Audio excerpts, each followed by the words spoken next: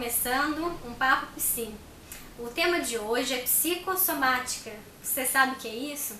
Esse tema foi sugerido por uma pessoa que acompanha a minha página no Facebook. Bom, a psicossomática, ela diz respeito a doenças orgânicas que têm uma causa psicológica. A saúde, ela envolve os aspectos físico e emocional. Muitas pessoas, quando falam em saúde, elas pensam só no corpo, né? E se esquecem também de que quando a pessoa cuida da mente, ela também está beneficiando o seu bem-estar geral, né? O seu corpo também é beneficiado com isso. A psicossomática, ela acontece quando a pessoa tem um diagnóstico médico de alguma doença e a origem dessa doença é emocional. Então isso acontece porque às vezes a pessoa ela tem dificuldade de expressar os seus sentimentos ou dificuldade de lidar com eles. E essas emoções, né, essa dificuldade, ela transborda então para sintomas físicos. E aquilo que era mental passa a ser físico.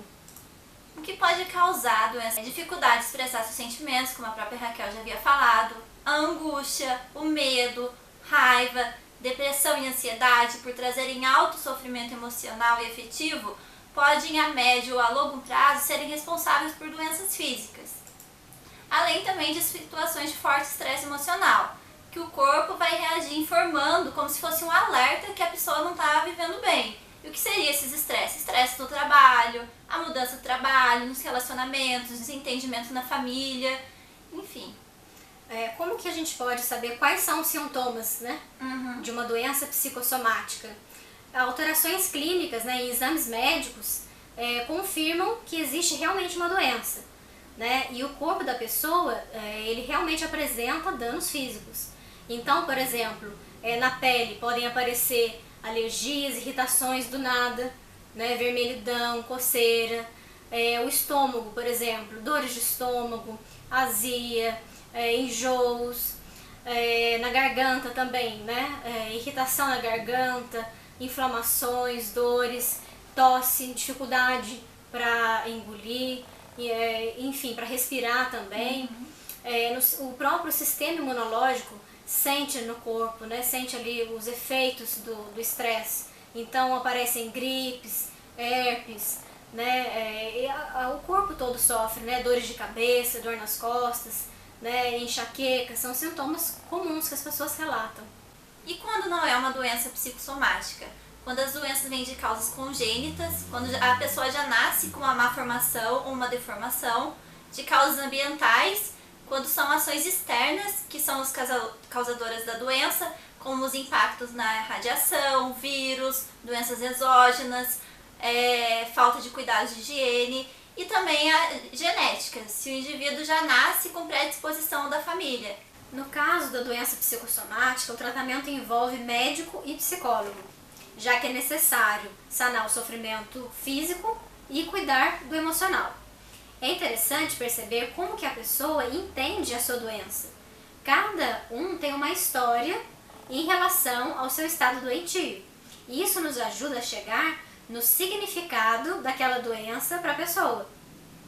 Quando o paciente faz análise, né, ele já está num processo, ele tem mais consciência de si mesmo, do que o angustia, né, do que o mobiliza, de quem ele é. E a pessoa não vive simplesmente no automático. E quanto maior a capacidade dela de se referir ao seu mal-estar emocional, ao que ela sente fisicamente, né, quanto maior é a facilidade dela em falar das suas frustrações, da sua insegurança, carência, menor é a chance de representar essas causas emocionais em sintomas físicos. Mas esse é o primeiro passo, né? Nós queremos, como psicólogas, que a pessoa entenda os seus sentimentos, consiga expressar as suas emoções e também consiga adquirir uma nova atitude, uma nova postura diante da vida e das pessoas com as quais ela se relaciona. Sim.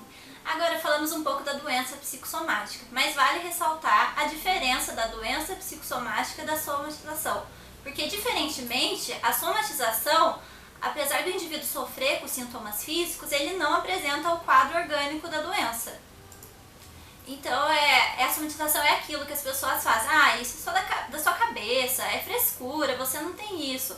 Mas as pessoas que sofrem da somatização, só elas sabem que isso, na verdade, tem um sofrimento verdadeiro. E as pessoas normalmente não entendem o que se passa com elas.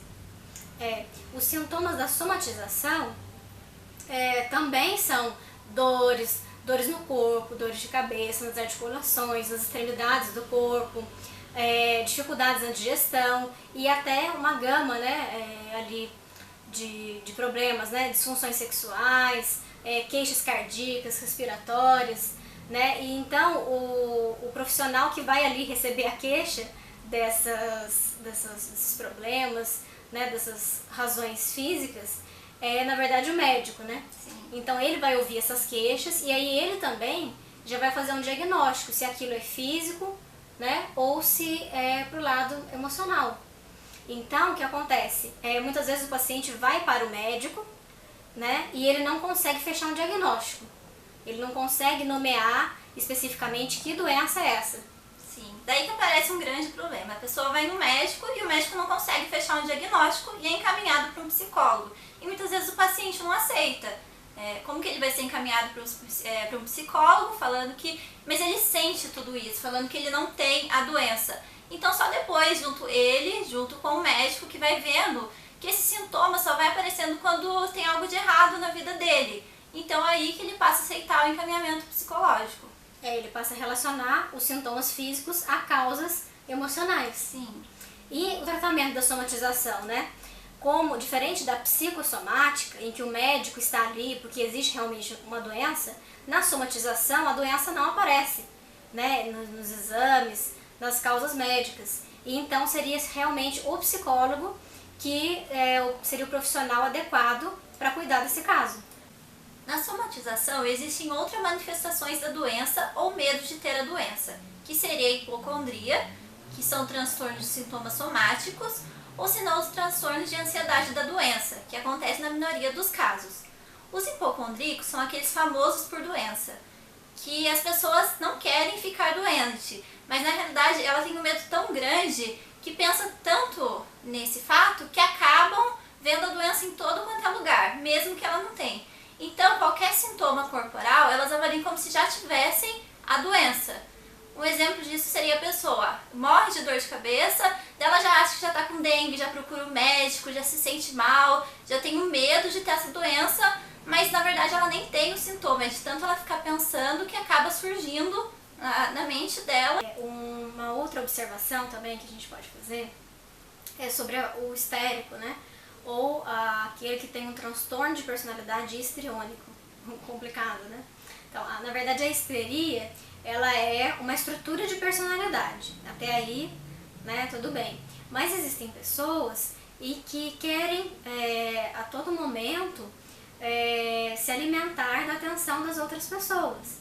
E quando isso interfere na qualidade de vida, ou seja, quando a pessoa só vive ali sob a atenção dos outros, então isso vira um transtorno de personalidade, né? E isso acontece quando a pessoa confunde a tranquilidade no relacionamento com a rejeição. Porque ela acredita que se as pessoas estão simplesmente em paz com ela, né, ou se o relacionamento está constante, significa que a pessoa não está gostando da sua companhia ou que não está prestando atenção nela. Na verdade, ela precisa do olhar do outro. E ela só se sente aceita e querida quando ela é o centro das atenções.